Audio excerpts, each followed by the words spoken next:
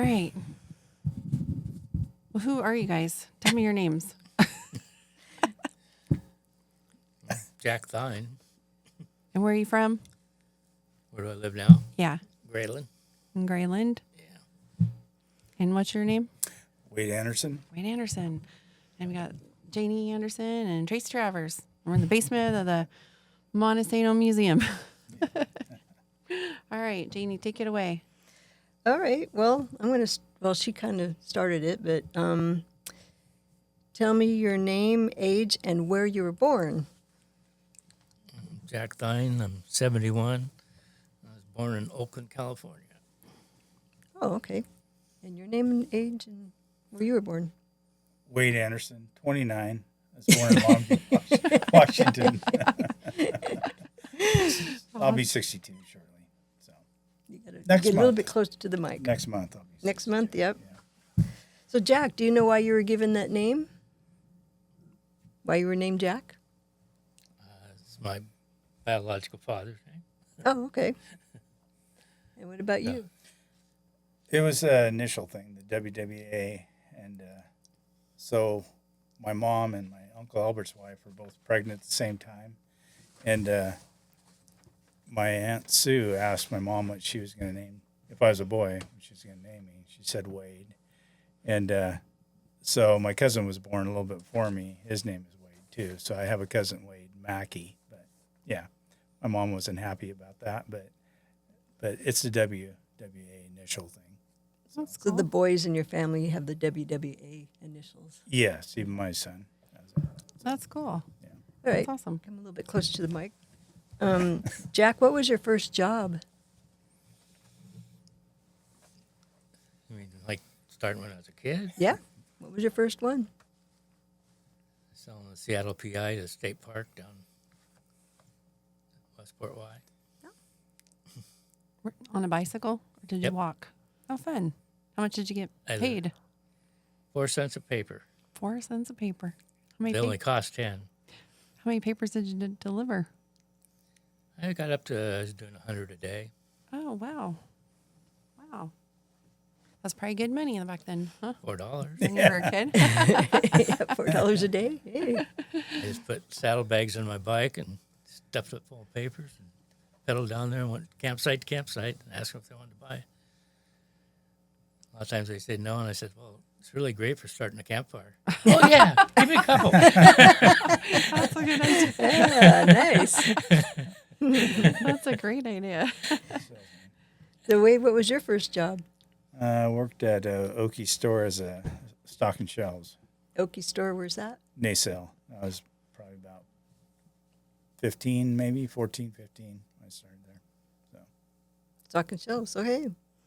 So, Jack, what years did you work for Weyerhaeuser? 1972 to, well, last full year was 2024. To 2024? I worked one day in 2025 to get Yeah. paid for New Year's Day. There you go. Oh, nice. So you just retired. Yeah, So, how many years was that? 51. 51. That's a long time. Wade, how many years did you work for Weyerhaeuser? 42. 42. Yeah. How can that be if you're only 29? Yeah, that's amazing. Montesano math. You want to say? So, Jack, what were your jobs throughout your employment with Weyerhaeuser? Where'd you start and where'd you end up? Started setting chokers, and I pulled a rig in and tended hook. Used to get cutbacks, and I got cut back to the forestry once. Got planted trees for a few weeks, and then trapped mountain beaver. So when you used to roll the dice, you'd have to cut off their left front foot, and then you'd roll the dice and get extra money for how many beavers you got times whatever you threw on the dice. Oh, really? Serious? Yeah. And they serious. paid you that way?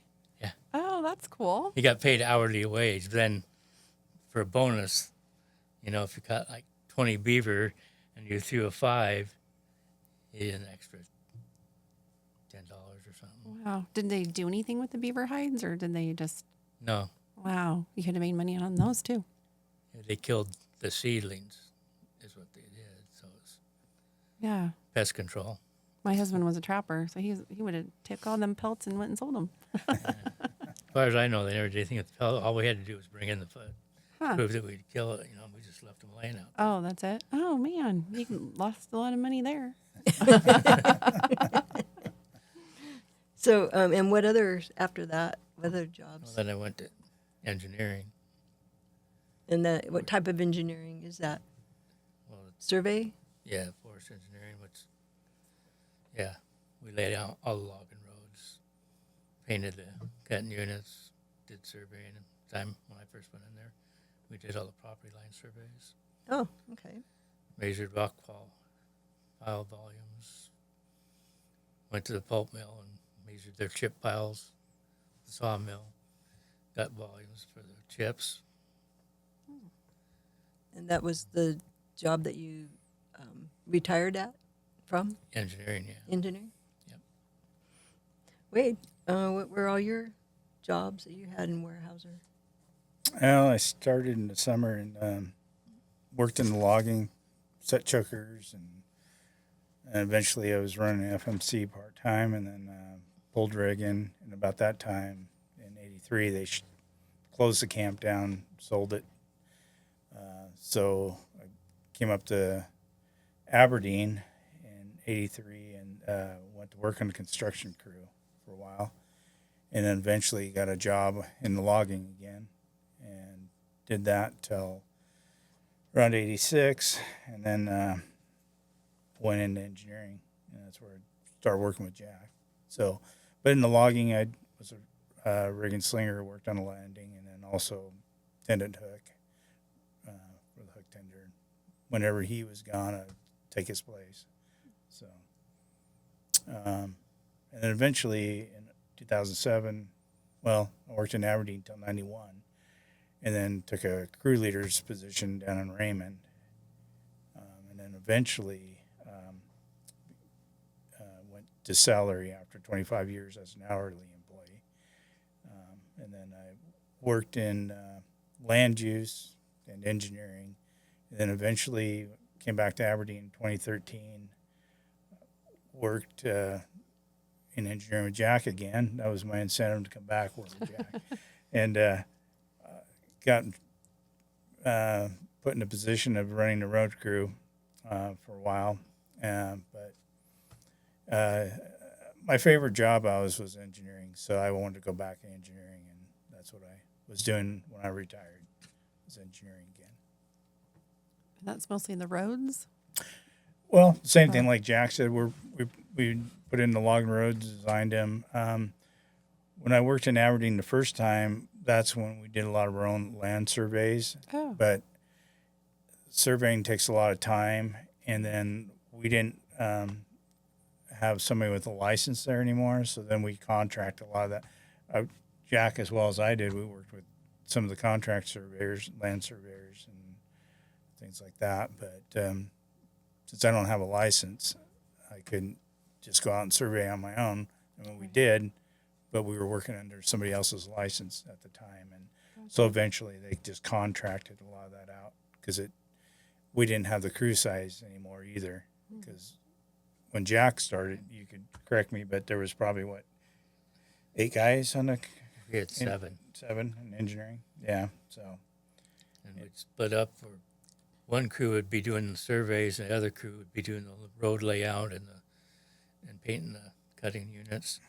And then when we get done with the surveys, then we'd flop and we'd start doing the cut lines, and the other crew would do the surveys, the other crew leader. Fun. Yeah. But then with the new rules that came in too, it took a lot more time to paint a unit. When I first came to engineering, you didn't have to paint leaf trees along the creek, or Oh yeah. you just cut logged. cut whatever you wanted. Yeah, you just logged across them. Yeah. When I first started logging, there wasn't even a forest practices. Oh wow. The state didn't have a forest practice. There was no rules. I remember logging across Elk River, and salmon splashed 20 feet up in the air because they were spawning at the time, and we were logging across the river. Oh my gosh. So, there was no rules. I mean, it wasn't optimum thing to do, but it was an ownership line, and we owned a triangle on the other side of the river. There's no other way to log it. You couldn't log You had the to other go side across- because we didn't own all of it. Yeah. So we just logged across the river, which would be tough to do nowadays. Yeah. Yeah. So what year did they start the forest practice management? 1976, Oh, so a few years and later. I started logging in 1972. Oh, wow. Interesting. Oh, I'm like, what is that? Where's the motorcycle? Sounds like a Leader of the ringtone. pack. That's awesome. It could have been a word. You never know. With some people's ringtones, you never know what's going to come out of their phone. That's funny. Well, Wade, you said that your favorite was engineering. Did you explain why you thought engineering was better? Or? Well, with engineering, you get to do a variety of jobs and things. I mean, land use, it was kind of fun too. I mean, you got to meet a lot of different neighbors, and sometimes they were kind of adversaries at first, and after a while, you get to know them, and they get to, because basically, when I went out there, I was a face of Weyerhaeuser, so you'd want to have good relations with your neighbors, and having good neighbors because they're watching out for the company too. Right. Because there's a few that weren't always great neighbors, and we had a few of those, and some were banned from the tree farm for various reasons, but mostly for things that weren't good. So, but engineering house was kind of my favorite thing. Like I said, there's a variety of things. One of the things I like the best is doing, putting in some of the logging roads, some more challenge, and I so you bet. could see, kind of see what You you were could in do. charge of bridges in the engineering Yeah, department? we had the bridges, and Jack, when I came back to Aberdeen, he wasn't real happy with me at first when I told him we'd finish up all the RMAP. We took it from road construction because it meant extra work for us, but that way we kind of had control and we knew how we wanted things done. We would drop the designs and we would look at ways to cut the cost on a lot of things like that. So that gave us more control. And then Jack did a lot of the administration dealing with the companies, getting the bids from the bridge companies. And so Jack wants to touch on that, but he did a lot of that. And then I kind of took on all the culvert stuff, and Jack would order the bridges from. So, Jack, did you coordinate the transportation of the bridges to the site?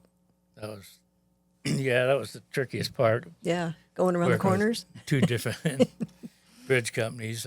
I finally got whittled down to two. Nobody else could even come close to their prices. One was up in Canada, and the other was in Colorado. So Oh, really? you had to coordinate the arrival. Colorado, it was 1,300 miles from Aberdeen, and the one up in Canada was like 640 or something. Wow. But then it had to cross the border. And you had to be Yeah. available whenever they came into town? Yeah, you had to coordinate it with your contractor because we did a lot of bridges. We were replacing all the old glue lam bridges that we put in back in when I first started coming in engineering. The what type bridges? Glue lam, it's where they glue planks together Oh, and build it up. Glue lam process, To make a stringer and or to make beam. a great big huge stringer. And at that time, Weyerhaeuser owned the glue lam factory or whatever. Where was that? Yeah, back in the 70s. Where was the? Oh, in Oregon. Oh, interesting. And George Weyerhaeuser, we were at replacing log stringer bridges, the old log stringer bridges. And he told us that we would use glue lamps. And back then, if George Weyerhaeuser told you that's what you're going to do, that's what you did. So Whether you agree I mean, with it or not. he owned the company. No, they were a big step up from log Oh. stringer bridges. Log stringer bridges only lasted Not maybe long, 10 yeah. years, Yeah. Some 7 are to probably 10. pushed too long over that, but Yeah, 7 to 10 years. yeah, with all the heavy trucks loaded with logs Right. going in and out of there and the other equipment. Low boys with towers on them. Yeah, it would get wore out quick. Logging equipment. The glue lamps, they told us were good for 25 to 30 years, and we actually got 40, 45 out of them. Oh, wow. But they were 50. starting to fail. yeah. Wow. Well, they That's- didn't actually fail, but they were starting They're to starting to delaminate. Oh. So come up, they were getting cracks in them. And how big would you make them? How tall? Like when you're gluing Oh, them together? Like 52 inches. 4 inches, Oh, stuff wow. like that. And how long? Like some of them had to be really long, probably. Huh? I remember one we had 130 feet long. Wow. Yeah. Oh. So they're pretty. It failed in North River. Oh, really? I had to drag it out in the middle of the winter. Oh, that was probably scary. Yeah, it was scary. Well, the flood took it out. It didn't. It ate one side of the bridge approach. out Oh. and it dropped into the river and was just hanging by one side. Oh, geez. And the river, in the middle of winter, was going to take it out and go downstream and make a big mess. So, Oh, that would have been really bad. yeah, The dam and flooding. I had to go out there, get it. And the boss at the time, he decided he couldn't do it, so he delegated it to another guy, and that guy decided to take vacation, so told me to do it. It's like, thanks, guys. Wow. So how did you get it out then? We took a D8 cat down there and choked it with the bowl line, put a brand new bowl line on it. And I had to crawl out on the bridge with hay wire to snub it. Because when we cut it loose, that one end was going to just want to go downstream. So we strung hay wire through the trees, and I went out to the end of the bridge. And it was icy, and Oh my gosh. wasn't- scary. and some guy was filming it, and I told him, don't ever let OSHA get a hold of that. Because we broke probably about 20 safety rules right off the bat. Jeez. So So we had that, so when it swing and pull it, and we still, when we broke the other end loose, it still, even with snubbed, it jerked it, and it started blocking that cat backwards. It started dragging the cat backwards, and I thought I was going to lose the cat Oh man. into the river. And I thought, well, that was getting worse. Was Lose there the any- bridge and the cat. Was it Frank Camazine running the cat? Or No, Rob Frank? Sam Plusky. Sam Plusky. Okay. Yeah, Frank Camazine he was there signaling Sam. Or you know, Frank Kadasic. I should Kadasic, say. yeah. Yeah, Frank Kadasic. Yeah. And I was signaling to the line car driver with the snub. Yeah. Wow. You could hear that line singing. That's what it starts to do right before it snaps. Oh my And gosh. Frank Kadasic was out there, and I thought, if that breaks, it's going to cut his head off. Oh, You know, I mean, it was a real scary. circus there for a while. How But we deep? got it out. How far was it to the river from where you were? It was 20 feet. Oh, so it wasn't a big drop Not a off. big canyon, Not a big drop off. no.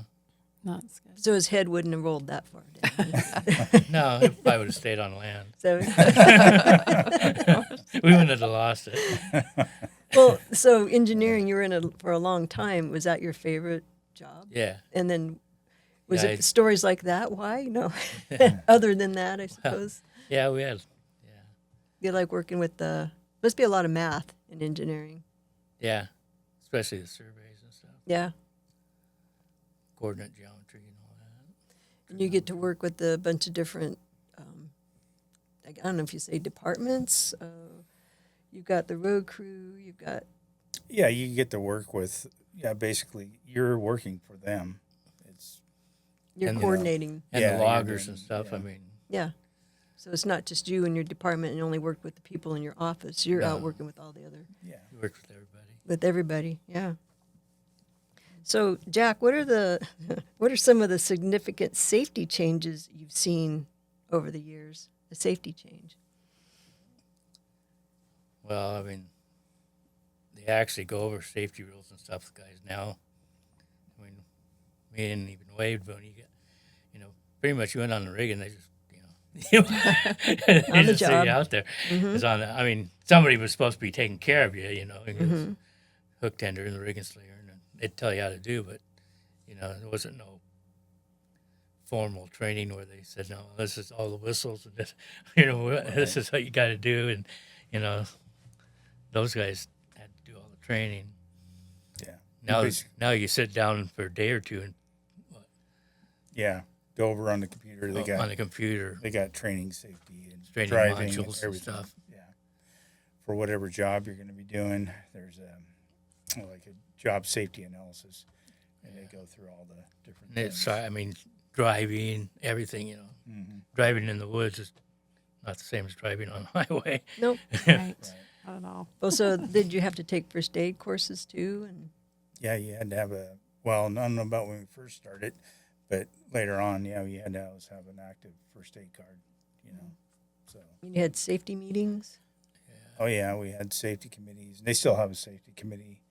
A lot of different And- training. Fire training, I mean, Yeah. used to, in the summer, you know, you always had to have a fire truck within, 1,000 feet? Yeah, I think so. Yeah, you gotta Within have 1,000 feet when Oh, you're working really? on a tower and everything. And DNR, when they finally come around, they used to come in and have drills. And you have to be able to be pumping water within 10 minutes. Oh, I wow. can't remember the time, but yeah, it was a Something like that. time allotment that you had to have. And So if you'd they have- pulled Water out flowing. and up the landing and said, "You got a fire, we need water right now," you had 10 minutes. If you didn't get it, Wow. fire wagon up there and be pumping water within 10 minutes, you failed. So you actually had a fire wagon, a truck, or just a water truck, or what Well, was it? They had tankers, which a lot of Tankers those had and- 1,000 gallons on them, and then they had And wagons both. Oh, I mean, wow. And sometimes they would set up big dip tanks in the middle of the tree farm somewhere for a helicopter for the dip Oh. bucket. And I yeah. don't know that they do that anymore. I don't, So was there a guy that he had to drive it and then he just hung out there just with the water, or did he just bring the truck and leave the truck? they had the trucks on site. They Or just- the they tank. just kinda left Yeah, each logging Yeah, site had each to have logging water. site had to have a Yeah. had to have water by them. Yeah. You might not have, if you had 3 sides, you might not have 3 tankers, but you had at least a fire wagon at each side and a tanker on one of them. Oh, gotcha. And then the hooked in there would have to have a pump can in the back end with them. It's like 5 gallons on there or whatever they'd have. So to did you guys ever have any fires? Oh yeah. Yeah. And I remember one of the first mop-ups I had to do was with Jack in engineering, but that was one that the foresters did a burn after the logging, and it got away from them a little bit. Got the slash burning? Slash burning, yeah. So, but Well, the they last, Used to have the big broadcast burns. where, right. You know, if you had logged 100 acres, they'd set the whole 100 acres on fire at once. Yeah, I remember the summers that were nice and there'd be slash burning and everybody assumed it was Weyerhaeuser slash burning and ruining the day with all the smoke. Yeah, that's probably the state a lot of times. Oh, probably. It's not always Weyerhaeuser. What killed us is one time we had been going on big east wind, and it went to Olympia. Oh, So where they they make the started rules. passing laws. Where they start passing laws. There you go. Olympia didn't like it when they got smoked in. No. Right. It They doesn't. didn't care when it was just the harbor, but Yeah. when it went to Olympia, that was a no-no. Yeah. So did they stop doing those then? They don't do them anymore? It's Very limited. rare. Yeah, they'll do Oh. like some pile burning along the roads and on landings, but a lot of times they need to do that because if they leave that debris sitting there, it'll collect water and saturate, and it'll create the weight will cause a landslide. And so a Oh. lot of those, it's still needed. And then yeah, It's but they mostly don't- piles now, not Right. whole broadcast burn. Right. Now the shovels, when they get done logging, they'll scrape up all the branches and stuff and make piles, and then they'll just light the piles on fire. Right. Instead of just, I mean, they used to have helicopters go over with torches and drip Yeah. Wow. fire Oh, really? all Yeah. over the whole thing and just rain fire down and just burn the whole thing. That'd be at a fun once. job. That'd be really fun. I mean, that I think sounds they, fun. would they use like napalm or something like Yeah. that? Yeah. Oh, wow. That'd And be fun. they talked about even like some of those fires are so huge they create their own weather. There'd be like little mini tornadoes in there, and there'd be chunks. They pick chunks up in there. Serious? Yeah. Oh, interesting. Yeah. I was never around any of that, but I heard the stories. So Yeah. So what, for both of you, I guess, what about changes in the forest practice regulations? You were touching on that earlier. What kind of changes have you seen in your beginning that might have changed when Wade started? From no buffers on creeks at all to now they're 150 feet sometimes, whatever. I mean, they just keep going up. It used to be, when I first came into engineering, we just started volunteer. We could leave it. They called them SMZs then, stream side management zones. And we we're supposed to leave leaners and non-merch. And that's if a tree leaned really heavy over the creek, we wouldn't cut it. Or non-merch at that time was alder. Alder was junk wood. We didn't even log alder. So we'd leave alder and, big leaning spruce or fir or something. Although if the fir was worth a lot of money, we'd write jack or pull on it, meaning the cutters would get a jack out, and jack the tree up against the lean to get it to fall. Or the loggers would pull it with the chokers. And pull the tree into the unit rather than fall it in the creek. 2000 was a big change. So the forest and fish rules changed. And so even non-fish streams got buffers on them. And then it progressed more to like the unstable slopes. So if you had what they call an intergorge steep slopes along a stream that dries up in the summertime, non-fish stream, we got to buffer those now. And the rules are changing again, where they're going to have to leave bigger buffers on the non-fish streams. That's so weird when there's no water in the summer. They just did that at our farm. They put in a culvert for the creek that's only there in the winter. Yeah, does it have fish in it? In the winter, Anytime? I don't know. I mean, in the winter, we've never seen any. Yeah, it could But- have seasonal habitat, which is all those turn to fish if they met a certain physical characteristic. If they Interesting. were a low gradient stream and, over 2 feet wide or 2 feet wider, they met characteristics of a fish stream. Is that something that you had to do in engineering, is determine Yep. if there's fish in Oh. water and Yep. the type of fish and count the fish? Or? So they can Well, still get there even though there's and no water frogs. all year round. Yeah. Right. That's so It's weird. seasonal habitat, anything with a gill. So bullheads, lamprey, any kind of anything. How do they get there? Well, If there's no water, there's actually, like When there's some of the water, they'll get up there. yeah. and then When they there's get no there. water, they're obviously not there, but seeing they can get it there. just has to go somewhere when else. it's got water, Just has you to have go somewhere. protect it. Yeah. So they just keep going with the water wherever the water goes. Well, there's that, and then Okay. sometimes we shock the streams, and with what? they have we got fish biles. They'll come out, and it's got a big rod, it's almost like and it's got a net on the like a hoop on the bottom of it, and it sends an electrical shock into the water, and the fish will rise. They turn it to certain degree so it doesn't kill the fish, but it'll Stuns stun them. them, and then they They'll can float catch to the them. top.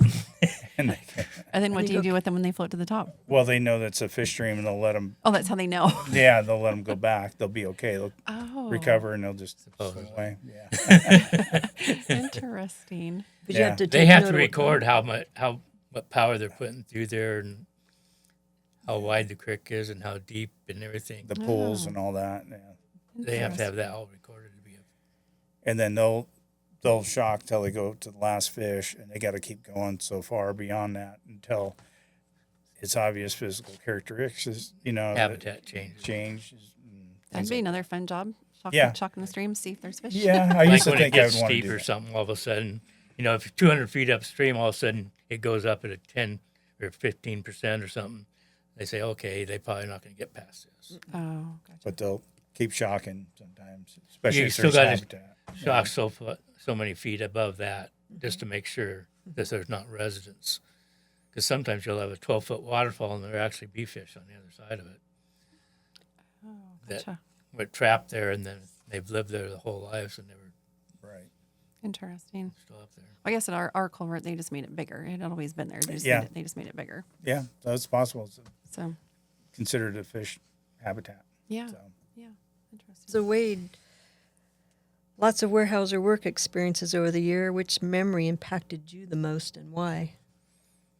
Well, there's probably a few things, but probably working down in Grazer and them calling us in one day and saying the camp was going to close. That was pretty significant. And then coming to Aberdeen, and then '86, a big strike. So you're kind of wondering, well, is that going to be the same thing again?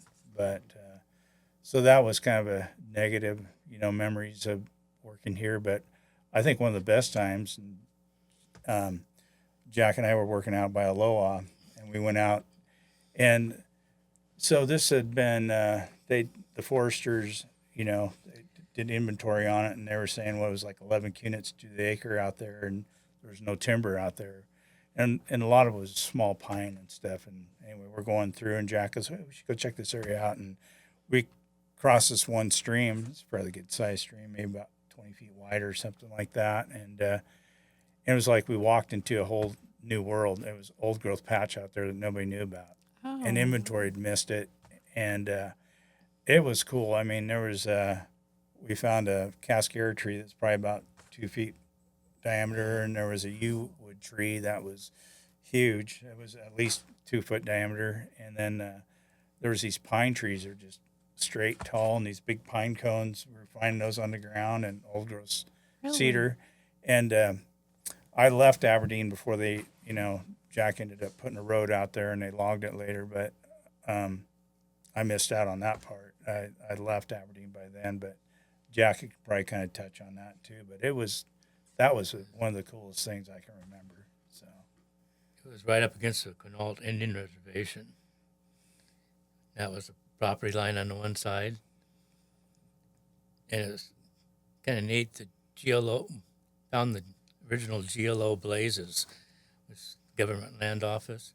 They had it all surveyed back in the 1800s, and they blazed the line, and we found the old blazes, and that was 100 and some years later. Wow. yeah, We found the old blazes. And then some of the old cedar trees in our unit, when me and Wade there, we've been noticed there was axe work on them, and it was like, well, we're not near the property line. What's the old axe work on these trees? Well, found out later, about probably 10 years later, went to some seminar on Native American, stuff. It was where they chopped and stripped the bark to make clothes and blankets and stuff. Oh my gosh. And we were right by the reservation. We didn't realize it, but that was a cultural. We wouldn't have been allowed to log it nowadays. Yeah. no, Yeah. Yeah. Because we were cutting down all the culture tree. I mean, yeah. Yeah. I was like- Yeah. How many acres was it? Do you remember? it's only like about 40 acres. Oh, was in wow. the It had a East creek side. on each side and then the Indian reservation. Yeah, that would have been It was cool a if kind that of a was triangle. still there. But the tribes are involved in a lot of the stuff that Weyerhaeuser does now, probably Yeah. just to help preserve. And if I'd have recognized it even then, it might have Yeah, not been able to log it, but Right. At that time, we didn't. they never trained on that or Yeah. talked about it, cultural stuff. But it's a huge thing now. I mean, that's something that's changed. We could tell it was old axe work from a long time ago. We just didn't. Gee. Didn't know. that was- Didn't realize. Well, I was thinking GLO or something. It's like, no, the property line's over there. I mean, we're not to that yet. Never even thought about Indian tribes getting bark to Interesting. make blankets and stuff out of. Right. No. Well, Jack, which memory impacted you the most and why? Almost getting killed by a bull. A bull? A bull cow? Yeah, Oh, yeah. we were surveying up Sats up, and it was the old That's where we Spalding live. farm. Oh, that's my road. Yeah, That's where I live. Down there. this old farm there. We went and talked to people. There's a corner out in their property in the Spaldings, and we talked to them, asked if we could, shoot across the river and get in their field and shoot up to that corner, and tie it in with our survey. And they said, yeah, sure, and no problem. So we set up the whole survey, and then we started running it. And we got over to that side, shot into that side, and me and Govet and Jimmy Young, we drove around and walked into that setup, shoot back across the river to the back site, and then shoot in the corner on foresight. Jimmy Young was up there, and we were out in the middle of this field. Well, the cows were down, and Phil Govet, he was sitting them, straightening the legs, and getting them level and everything. There's a bunch of cows over there. There's kind of a bull eyeing us, looking over. Oh, don't worry about him. He's an old boy. He didn't do anything, And they circled around, and we got everything set up, and Govet's looking through the instrument and starting to do it, and all of a sudden we heard this big bellow behind it. I mean, just a woo, turned and looked, and that one bull was back behind us, looked like a Spanish fighting bull or something. He was digging his hooves in the ground, and throwing dirt clouds 20 feet up in the air and stuff, and like, and he's like 15 feet from us, It's like, oh. Govet says, I don't remember the young bull because there's an old bull with her too. And that bull was going crazy, and he rammed that old bull a couple times, knocked him off his feet, and he was just screaming at us, and we started, go back up, and back. So when he looked, and I was like 30 feet away and running. He goes, no, you'll attract him, slow down. So I slowed down. We both took off our vests, and we were backing up from the instrument, and thought if he charged us, we could throw our vest at him and, maybe horn it for a while so we could get to the other side of the fence. Well, he ended up that we had the distance meter on, and that shoots a beam out to reflectors and comes back and it gives you the distance. And it made noises. It went click, click, click, click, when it was on. And it started making noise, so the bull charged the instrument and threw it up in the air. My gosh. And the guy up in the hill with walkie-talkies yelling at us, "What are you doing down there? What's going on? I hear a bunch of noise." And I'm sitting there trying to get him to shut up. I had the walkie-talkie in my back pocket, and the bull was kind of looking around, and I'm like, "Don't be drawing attention to me." Oh my gosh. The bull, he smashed the instrument up, and then the lady on the farm, she come running out with a plastic baseball bat because it turned out that bull, she'd raised him from small. Wow. And that's how she disciplined him when he was a little bull, which she'd hit him on the nose with this plastic baseball bat, So she comes running out there, and she's in her nightgown, because it's in the morning, probably 8 o'clock in the morning or something. She has a nightgown, a bathrobe on, and she's running out there yelling at that bull. And he took one look at her, and he charged at her. Like that, and threw the baseball bat at, and she started running for the fence, Me and Govette sitting there thinking, God, we're going to have to go in here and save her, because he's going to nail her. That's crazy. Finally got everybody around out, and we found out later is what happened is like 2 days before that, they'd slaughtered a cow about 20 feet from our setup, where we set up all the instrument, and that one bull was not happy that they'd killed a cow. One of his cows. Interesting. And that's why he was going at, because we were right by where they killed the cow. Interesting. The blood stain was just right. We didn't notice it, But that's why the bull was going Wow. crazy. So did you have to report that as a near miss? We reported it. I don't know if we ever had to write it up. Yeah. Not back in those days. No, we didn't write stuff up. And the instrument, so it broke That your. took us like $10,000 to repair and replace. Oh my gosh. Yeah, that was my neighbor Rose Spalding. She just passed away. You think that Recently. was her that was? Yeah, I'm sure. That's yeah. what I was thinking, because Yeah, because she's the one Could that's be. lived there. Yeah. we know a forever, yeah. family member, Rod Emerson, Oh, And Dave Spalding. That was and Dave probably her Spalding. then. They're all related. yeah. She'd lived there her whole life. She's lived her whole life. Yeah. Yeah. Yeah. Yeah. I was wondering if that was who it was. So under the leadership of George Weyerhaeuser, the company navigated challenges like oversupply in the wood market by prioritizing quality and customer satisfaction.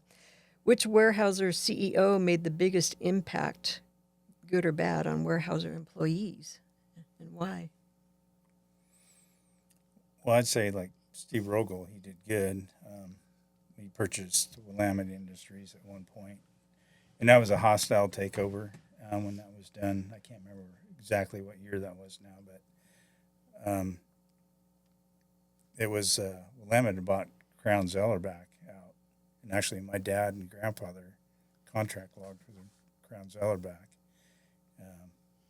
But I think that was a good addition to Weyerhaeuser. That was under, Steve Rogel.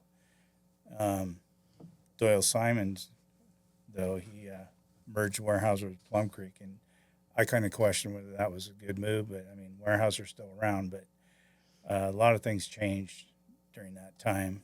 It was a huge change, so I don't agree with that merger, but that was a business decision they made, and I can remember one meeting they were saying 85% of the companies fail under these big mergers like this, and I'm thinking, well, why did we do this? But they're still going, so I guess they know what they're doing. That changed a bunch of the culture, though, too, because Yeah. they brought a bunch of their executive, they brought over Plum Creeks, and they had different ideas how to run things, and warehouse we're having. They're much more into selling off land and stuff. That's where we've sold off a lot of land is after we merged with them. Because, I don't know, they weren't like running it for timber, long-sighted view. They were more short-sighted. Well, we've logged this and everything, and we can get this much money out of it, so we'll just get rid of it.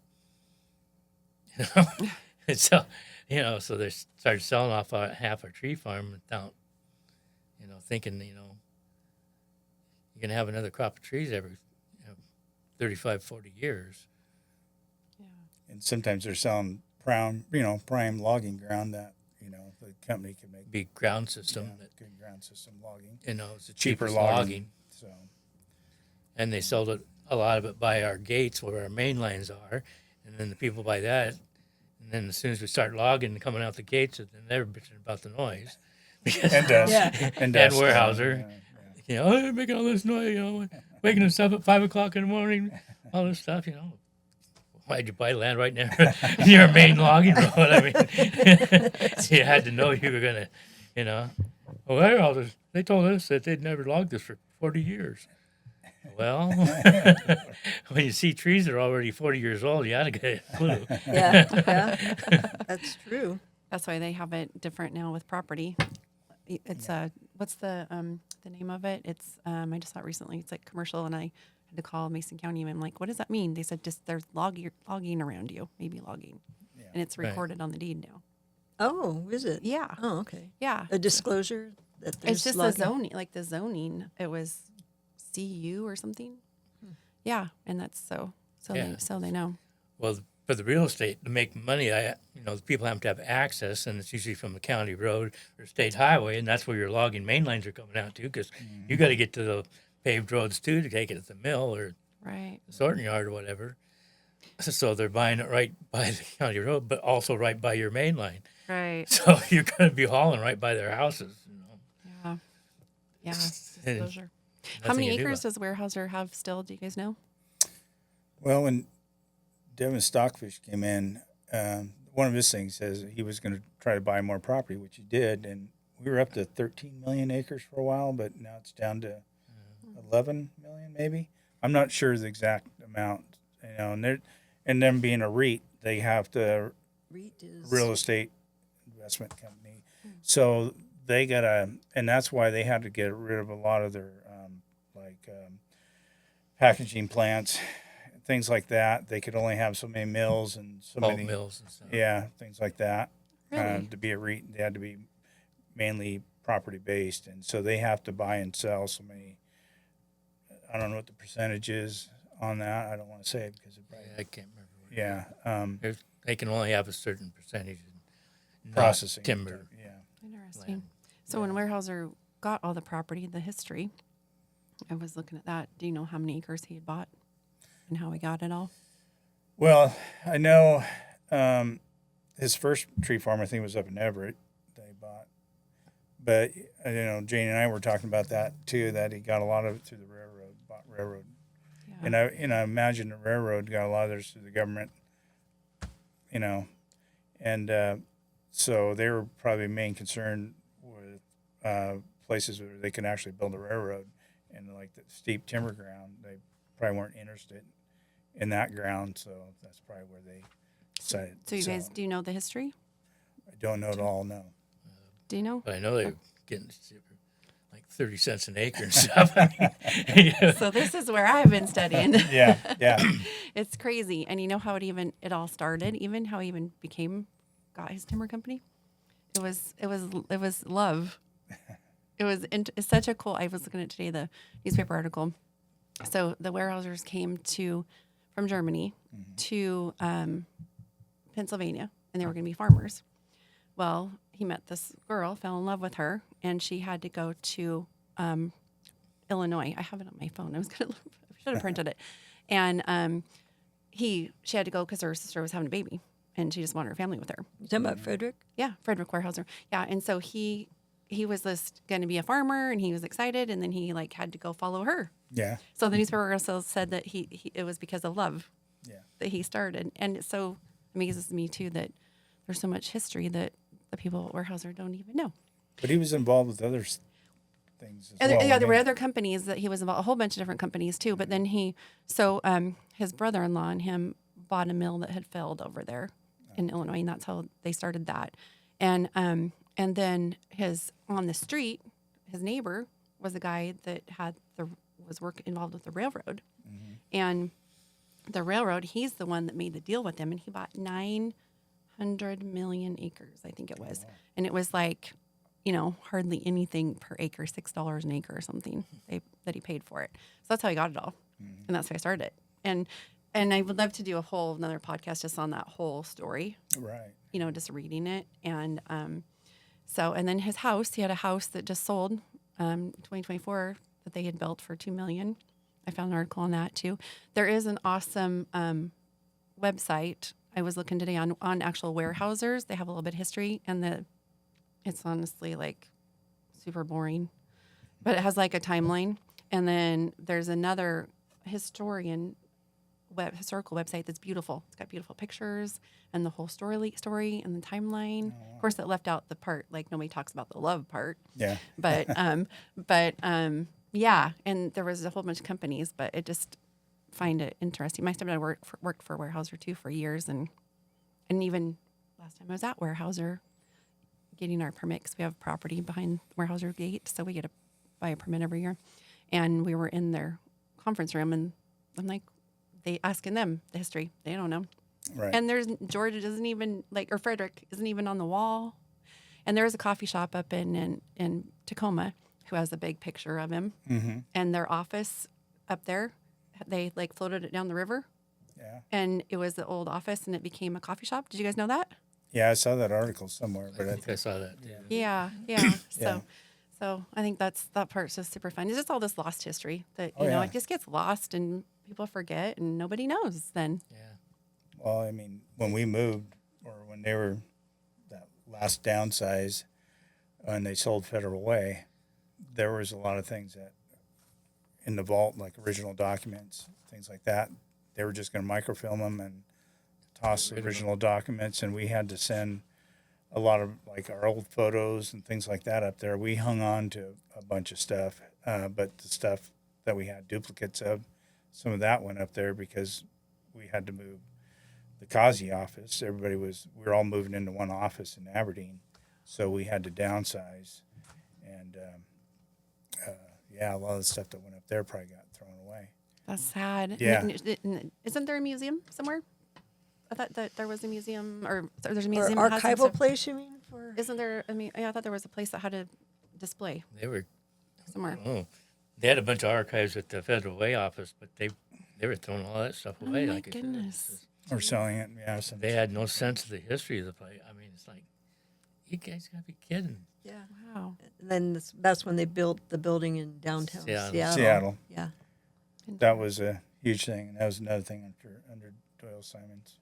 So yeah, Interesting. Well, he eventually, he was probably a multimillionaire or billionaire. Maybe he moved back to Texas. Who was that? Doyle Simons. Oh, He was one of the CEOs before. When it made him move up there because he didn't want to commute to Tacoma. Federal Way. oh That's what I really? heard. Yeah. Yeah. Interesting. Is there still an office in Seattle? Yeah, it's Yes, where it It's in is Seattle. now. And then, so the Federal Way one is not they sold it. really. Yeah, it's gone. It was like Oh. 430 acres there, I think. Oh And my- I think George Weyerhaeuser was in on the Yeah. design of that, and he was upset about it as well. So- That's And they don't even own the place in Seattle. no, they lease it. They lease it Oh my for goodness. some ungodly sum. It's millions. And of they own dollars the more. other one outright. Wow. So did George? You guys knew George then? I met him once, just briefly, but I didn't know him. But I knew of Yeah, him. he came down to Raymond at one time. Yeah, Did he ever talk about his kidnapping? I read an article too where did he No, hire? No. He hired the ones that kidnapped him. the one guy, One the guy. husband, and he was a truck driver, but eventually got fired. Oh really? Yeah. That's that's such a crazy story. I haven't read that book yet. Have you guys? I did. Did I you? read it, and we went to the presentation. The author did a presentation Book and signing. and a PowerPoint and signing of the book in the Oh, Folsom cool. Museum. I need to read it. Yeah. I found the newspaper articles, but There was Wasn't three the- people. It was a man and then another That's man and his wife. yeah. And so one of them stayed with George Weyerhaeuser when he was a child being kidnapped. He stayed with him while the others went out, whatever. He got a friendship with him. And that was the one who eventually George hired when Yeah. the guy got out of prison. Yeah. He gave him a Crazy. job. And it was her that the money was marked, right? And did believe she it go to was. buy Yeah. something like Yeah. for $2 or Yep. something? She bought something. And then they tracked they it. tracked her. Yep. That's how it happens. That's crazy. Yeah. That's awesome that he hired the one that kidnapped Right. him, though. Well, we went to him and asked him for a job. Is he still alive? The one that I don't know. I don't think so. no, and the one that kidnapped him. He was older than George. Yeah, so George they're all dead. passed away now. Yeah, I think they're. Oh, gotcha. Right. Yeah. I mean, yeah. he was a man. George, right. Yeah. George was a little boy. Right. 12 or Time. 13, probably. I can't remember. Something his like age. that. Yeah, he was. No, I don't even think he was that old. I think 10 he was, maybe. Yeah, I was thinking Oh, 10 or okay. 11. Yeah. All right. Yeah. So, Jack, have you kept in touch with your past Weyerhaeuser coworkers and other timber industry workers? Didn't remember saying. I know. I know. I was like, oh, that was kind of a dumb question. No, I still go to the office in Aberdeen once in a while and talk to everybody. Yeah. And then I know I attended your retirement party. There was quite a few, and it was a surprise retirement party for you. Yeah. in Oh, is Pocono. it? Yeah, Oh, cool. I didn't really want one. that's why Yeah. they did a surprise. Oh. They kept asking me, and I'm like, no, I don't need a private party. So yeah, it was, and there was people from other other department. Well, there was DNR. yeah, DNR is what I was trying to think of. Fun. Was Fish and Wildlife there too, or No, I don't think remember Wildlife was there at yours, but I think I had one at mine. But no, we tried to get Lauren to yours. Yeah.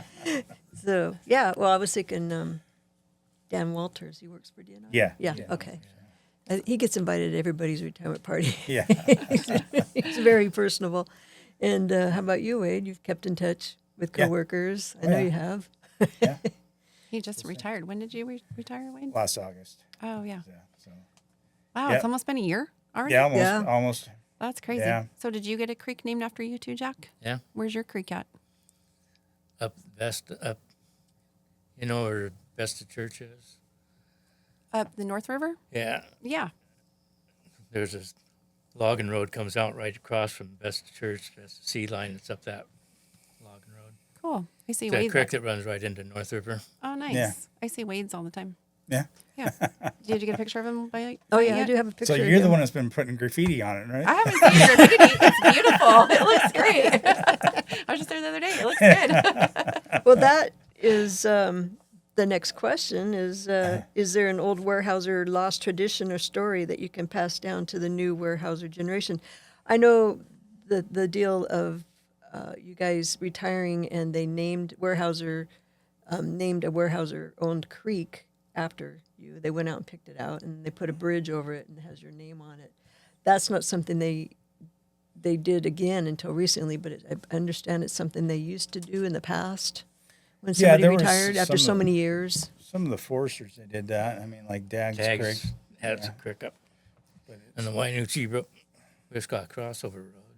yeah, but I don't know if there's too many of them, but I don't know of any others besides that one, really. I think of. Jack and I both, those are bridge projects that we had done.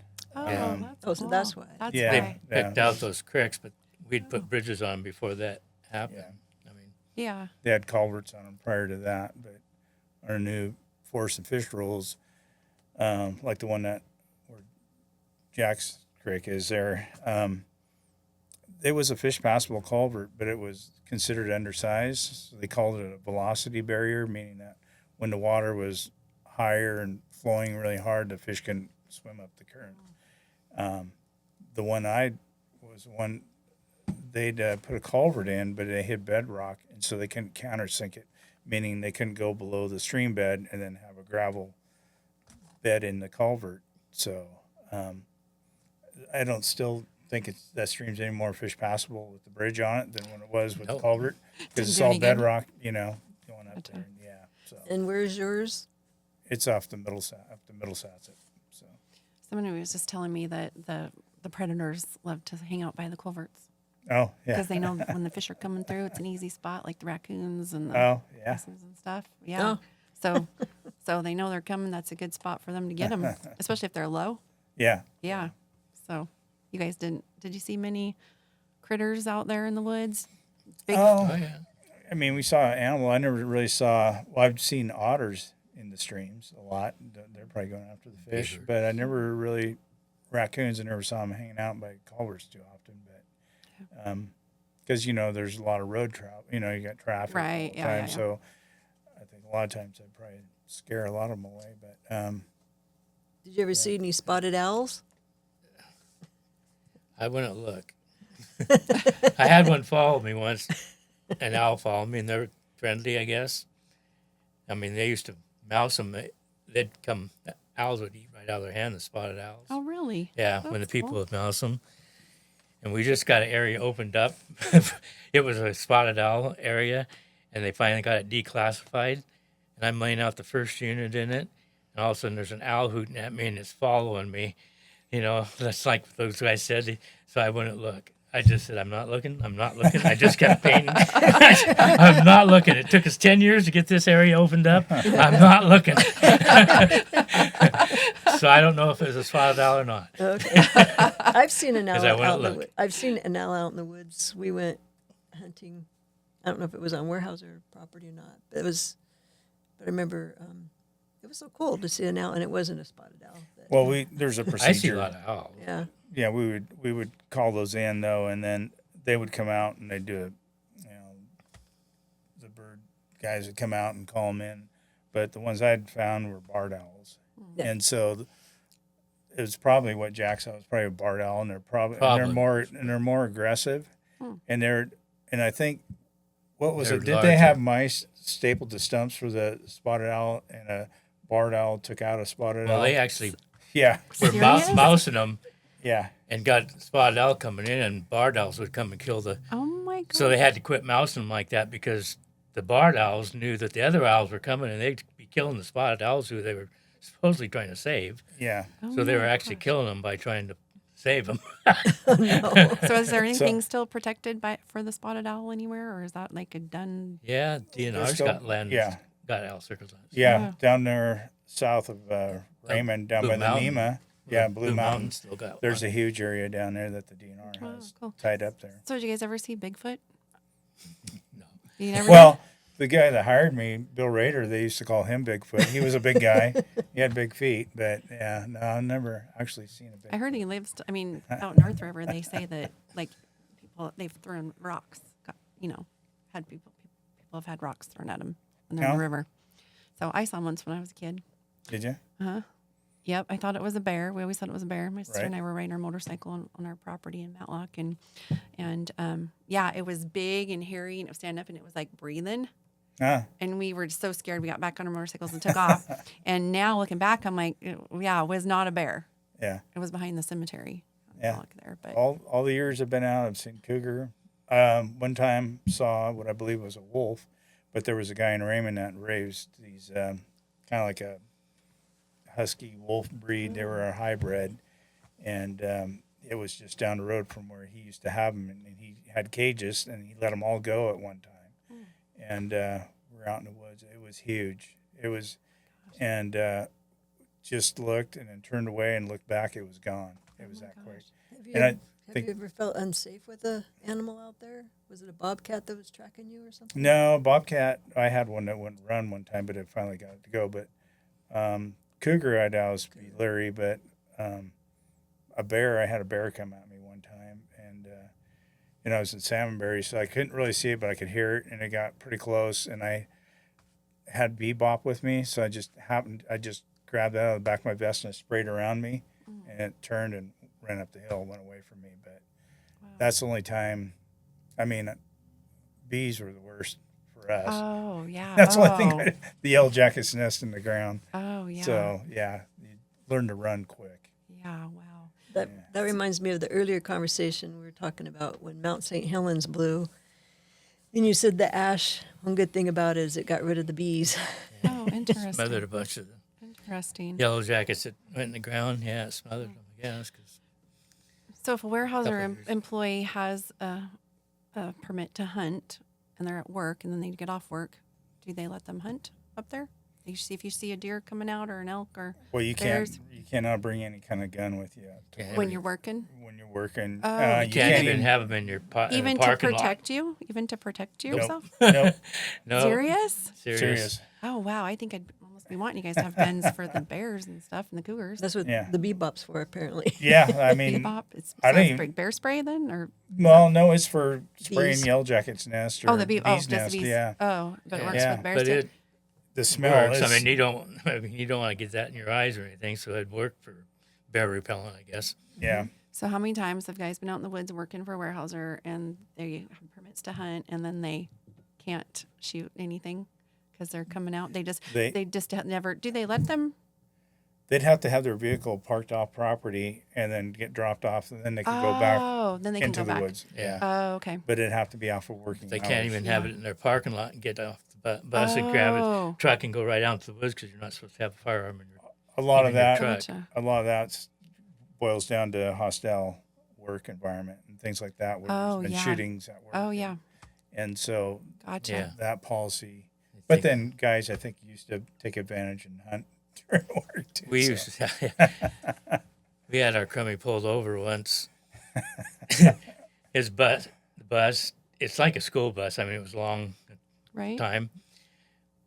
Well, state patrolman pulled over because it had a tail light out. And we went back there and he was inspecting the tail light and all of a sudden noticed that there was blood dripping onto the ground. We killed a posted deer and it was in the luggage compartment, the back of the bus. Oh my gosh. Oh my gosh. Did he get into big trouble? Well, that was they didn't have the rule back then. I mean, we had guns on the crummy. Oh, gotcha. But that was probably part of where it started going away. Yeah. Oh, gotcha. Was getting caught poaching a deer Oh my gosh. in a Weyerhaeuser. That's Crummy. crazy. So you said to protect people. Was there ever any shootings then with Not employees? around here, but I think back in the south there But, was one where yeah. a guy went out to his car and Came came back back with a gun gun and shot people. back to Yeah, the office so- or something. Jeez. So, Yeah. yeah. Well, and I know, speaking of hostile, they were mentioning when the Weyerhaeuser here started charging for recreational Oh, permits, yes, and their vehicles, their trucks, their vehicles used to have the Weyerhaeuser, they called it the Weyerhaeuser bug, the Weyerhaeuser symbol on their trucks. You said they did away with having those symbols on the trucks because Yeah. Weyerhaeuser employees were getting targeted in one way or another from people who were upset that Weyerhaeuser started charging for those permits. Interesting. Because I know with Green Diamond, they like them to be out there with their rigs. And they like them to go recreate. Right. It's different. It's interesting. But we had people come up and start screaming at us and stuff. You know. Yeah. We've been old. My dad, we always got to have him here. Now we've got a little locked out. It is sad. We grew up out in the woods, and that's what we did. Oh, I did too. I mean- My husband and I, it was our date night. We would always just make the loop, and and you hunt and Yeah. all that, and so. My what dad year- worked for Weyerhaeuser, and I was out hunting him. When I was 8 years old, I was always on Weyerhaeuser land going, Yeah. hunting and stuff. What year was that they locked the gates and started charging? Trying to remember what year it was. I know it was when Doyle Simons was here. It came from the south, and it might, I know it was a big thing. Because Plum Creek around. 2010, 11, I'm thinking it might have 2010 or It might 11. have been around there. something like that. When it went to the REIT, which was also, Well, Yeah. 2010. it was wasn't after that. Was it? I'd have to. I mean, Simons was CEO when it was the REIT. It was somewhere in there because Yeah. I know Potlatch. I know when I first started getting surfboard funding That was. was right after that. Yeah. Because surfboard funding was when we'd replace a fish blocking culvert or something. If there was enough habitat and it opened up enough stuff, you could actually go state funding from it. If you have to take a tour out there. There'd be like 20 people Yeah. from all different tribes and ecology and everything, and you'd have to show them how much habitat there was and, what this culvert was. And They would rate each one. They had so many people put in. yeah, It initially started out with like the small landowners, all farmers. landowners got full Yeah. funding, Yeah. but then they realized that most of the man-made blockages and the biggest bang for the buck was on timberlands. Rainier, Weyerhaeuser, Green Crow, Green Diamond, yeah.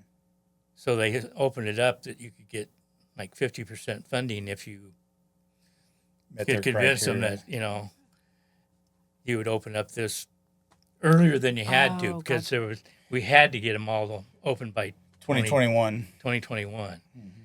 But 2013 or something, I started with 2013, Yeah, might have somewhere in there. I found out that you could get that, so I started going and getting funding and stuff. Interesting.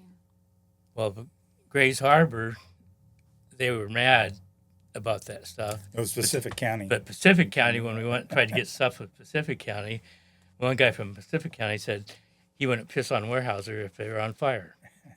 Oh my gosh. So we never got And any there was funding. no way you were getting any funding from us. Oh my gosh. So we could never get any funding. And that was from the county that Yeah. funded? Oh wow. The county was State. mad because of the access permit program. Grays Harbor County was too, but they decided it was better to let us Yeah. fix our stuff. But Pacific County didn't care. Interesting. I know Potlatch in Idaho, they started doing the permits before Weyerhaeuser. Yeah, Because we go over there, we have family that lives over there, but they did it like it's like so much per car. right. And then they can camp. You can camp for so many days. And then you can have your quads. So you go out in the woods over there and there's a camp and you can only stay for like 20 days or something. And they have to move it. And they got got their that, quads too. and they got Yeah, their it's 16 Weyerhaeuser. days Oh, on is there? Weyerhaeuser. Is Yeah, it everywhere or just yeah. certain Well, places? if you go out there and camp, you can camp in that spot for 16 days. Then you Oh. got to move. You don't have to move. You can still stay in that same block. Anywhere? Yeah. In the tree farm? Yeah. Well, as long as there's no active harvest or Right. activities Yeah. going on. Oh, interesting. so- Oh, cool. Because we had people that would basically they were living out there. Yeah. And they would just move every couple of weeks. Yeah. Maybe even just move to another road Right. Yeah. 500 feet away. They'd leave Right. their trash there, but Right. they'd move their campsite. Yeah. Yeah. So that's where the problem came in. was Yeah. But they basically lived on Weyerhaeuser. Yeah. But yeah, when the rec access program came out, though, we were told by corporate, it was Rhonda Hunter and might have been Doyle's Simons, and I can't remember if it's who else was there, but they told us, you guys will promote this program. We were the faces, local faces, even though we took grief. We were told we had to promote this program, whether Wow. we liked it or not. So Well, we Yeah. lived. Oh, are you done? Yeah. Sorry. We lived right by the gate on the middle Satsop. Yep. And then we bought the house. It was my mom and stepdad's, and my husband and I bought it. And it was like middle of the night. Like we were the first house. People would come down, ran out of gas, got a flat tire, And one night it was like a guy was knocking, and I'm like, well, go help him. He's like, okay. And I'm just going praying for Rich to come. Like, please God, watch over him. But yeah, they would always come, to our door. And one time one guy knocked and he was like, hey, do you have a spare tire? I'm like, no. And he was hunting up there in his car. Oh, And I'm like, well, wait a minute, where are you going to go? He's like, well, I'm going to walk to Matlock. I'm like, you're not going to find a tire in Matlock. Yeah. And so I'm like, let me call my husband real quick. So I called him, and he had a little beater truck. He just paid $800 for. He's like, just let him take the truck. So I'm like, here, you can just take the truck. He's like, what? He's like, well, you want my license? I'm like, we paid $800 for it. If you stole it, I'll just report it stolen. I'm like, just take the truck. He's like, okay. He just couldn't believe that we let him take the truck. But I'm like, well, I had my babies, my little kids. I'm like, I'm not gonna take you and my kids and drive up on the Right. logging road to help you with your flat Right. tire. Right. It's safer for me to give you my truck. yeah. So he's like, do you guys like crab? And we're like, yeah. He says, I'll bring you some crab. And we're like, yeah, whatever. We'll never see you again. And the next year, because he fished in Alaska, brought us some big king crab legs. Oh, wow. Nice. But yeah. But that other, the one in the middle of the night when Rich went to give him gas, they were kind of sketchy. But they were, so many people like all the time. So as a landowner behind Weyerhaeuser, I appreciate the gate for keeping those kind of people out and stuff, especially when they have access. They'll have access to my property. That's Well, I think another thing. you've mentioned you've seen where there maybe been a meth. Meth or lab going? Oh, Was there meth Well, women's we or found those pot years growing? ago. Yeah, we found plantations out there. Yeah. They had one in PL by Doty that was pretty significant, and the guy was staying out there, and they found weapon out there where Really? he stayed. Yeah. But there was a concern of booby trapping, and maybe an employee from Weyerhaeuser might get caught in a booby trap because somebody was using Well, there was property that. illegally. Or Well, there's that, but the gates were a big thing for a while. They're Gates targeting gates and booby trapping different gates. Really? We never had anything that was, a live thing here, but we did have some suspicious, things on some of our gates, and so you always wondered. But some areas actually had like some sort of pipe bomb. Serious? Yeah, on Weyerhaeuser. Sometimes Yeah. they put hypodermic needles up in there. Serious? So Yeah. if you didn't look, you reached up and you jab a hypodermic needle in your hand, and you had no idea where it came, who What was used on it, or yeah. what was in it, or Oh my gosh. they had that. I never thought about that when I'm doing that lock. Yeah, you always look. We always because or they'd wipe Well- human feces on there and things like Yeah, Oh, we yeah. ran into that. John's right. Gross. And the other thing in summer, that's one of the first places the bees will build a nest. Oh. Yeah. If the lock hasn't been used for a while, and in engineering, sometimes you're on roads that, if there's no active stuff going on, it's not a main line, that. Right. Right. the locks haven't been used, and if you just stick your hand up there without looking, you stick it right in the bee's nest. Oh my gosh. I have to start paying more attention Yeah. now. I was. They just put a brand new gate on our road. I Okay. actually got That's a it. mirror. It extends out, and you can go up there and put it under and look up in the lock and see if you got hypodermic Anything. needles or anything or a bee's nest I always think about the spiders. Oh, Spiders. yeah, that's in there's your hand. spiders all the Spiders. time. before you even put your hand in there. You can look and see. Kyle bought it for me. Oh, okay, yeah. It's a good idea. That is a good idea. Yeah, Wow. but it's a little square mirror and it expands out. And okay, it's safe. Or Yeah, nope, find a different way in. yeah, That's crazy. yeah. So, Jack, what's your advice to the new generation of Weyerhaeuser employees? My advice. Be a team player, something like that. Yeah. Actually get out and do something. Yeah, there you go. I don't know. Some of these younger people, it seems like if you can't do it on a computer, they don't want to do it. And paint don't go on trees with a computer. Oh, so get your hands dirty, basically. Yeah. Yeah, I mean, actually go out and do something. Yeah. What about you, Wade? I would say try to stay with a job until you know the job thoroughly before you just keep trying to climb up the ladder, because that seems to be the new way now. Is just do the job for a little while and you never really learn the job fully and try to jump to the next job. So, I mean, I understand wanting to move up, but knowing each process thoroughly would be good. And so there's a lot of the younger people that are moving up to higher jobs, but I don't know if the right decisions are always being made for the company's best interest, but that's what I'd say. So, Jack, you retired as a union hourly employee, and Wade, you started out as union hourly, Yeah. and in the last few years you went into salary. Yeah. So, yeah. But I was you both 25 worked together. years. Yeah. I started in, and when I came in engineering, I worked under Jack as an hourly employee. I started out as an axeman, worked up to chainman and compassman, and then in 91, I took a job in Raymond as a crew leader. And that's what Jack was doing. He was a crew leader. So But they phased out all hourly engineers. I was the last hourly engineer in the entire Weyerhaeuser. oh, wow. That was only because I was there so long. But Oh, they all got of rid Weyerhaeuser? I thought it was just of Aberdeen. all Oh, wow. Weyerhaeuser. So you're the last Mohican type. Oh, wow. Wow. So did Anywhere. they stop having guys on the ground cutting trees then? And they just use machines now? Is that Well- how they do it? Or, They contracted no hourly, no employees. I mean, just for the cutters, like, Right. They still have hand cutters they do. because there's some But it's ground that you just contracted. You can't get it's to, yeah. contracted. Oh, can't get a it's machine on. contracted. Yes. It's a safety-driven thing. if Really? you're a company employee and then go against them as their statistics on safety.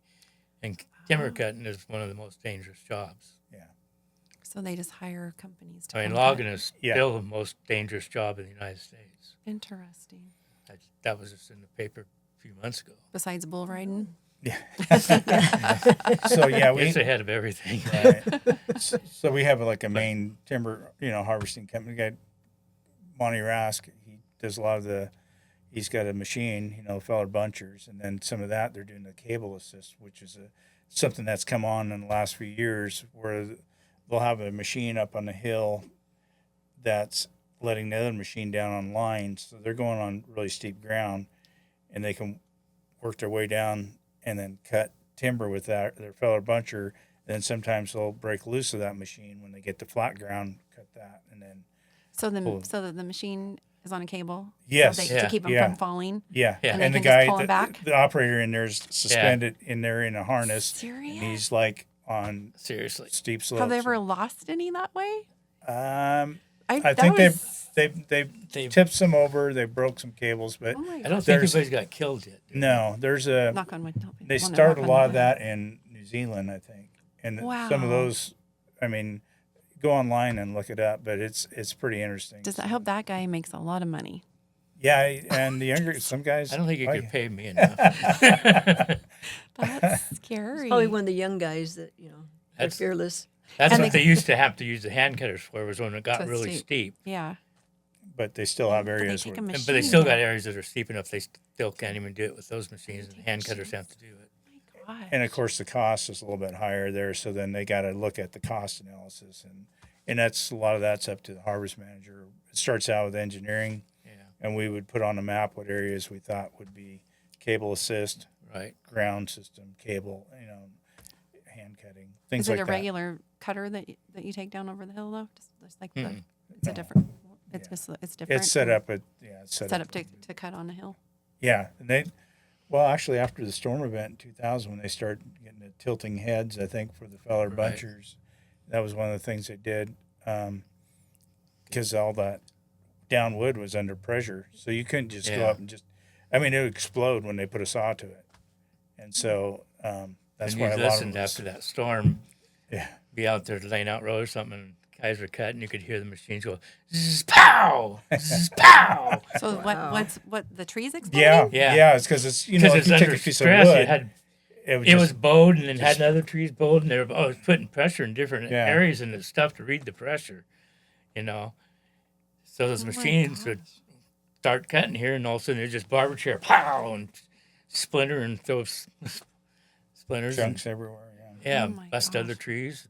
I mean, it's like mini explosions going on. The whole time. It'd be, you guys would probably be good to get a cutter or somebody who's experienced that, and they could explain that whole thing a lot better than we could. But yeah, it was a huge, Crazy. There's a huge hand cutter undertaking. trying to do that. I mean, hand cutters are trained; they know how to read it a lot. But when it's that extensive, Yeah, and you have You- stuff you that's just- 20 feet in the air. Yeah. You can't even get to. So yeah, you need a machine. I was laying out roads, and I was never less than 10, 12 feet above the ground. Sometimes 20, 30 feet, because that's the only place I couldn't get to the ground because the trees were just stacked one on top of it. Oh. Yeah. wow. It was unreal. That's crazy. So have you guys ever had any accidents with guys when you were out in the woods? Like cutting anything off, like fingers or hands or? Oh, Did we? yeah, we've had some incidents, but in the loggings were most of. I had to pack out a guy before, and it wasn't. That was when I was down in Grazer, and he was lucky to be alive actually, and we were in the middle of changing roads. He was our rigging slinger, and the hook tender was gone, so he was taking his place. And when the hay wire was going back, tied to the haul back, and the lines were kind of wrapped up. And so they were kind of, how lines will make that rubbing noise, against each other as it was going back. And I kind of said something about the tower operator, yard operator, you should probably tighten those up a little bit and get that wrap out. And about then, the lines just dropped. And it's like, oh, man, he must have broke the lines. Well, look back, and we got our radios with us, and and it was kind of a rainy day that day. So Paul, he was the one that was filling in for hook tender.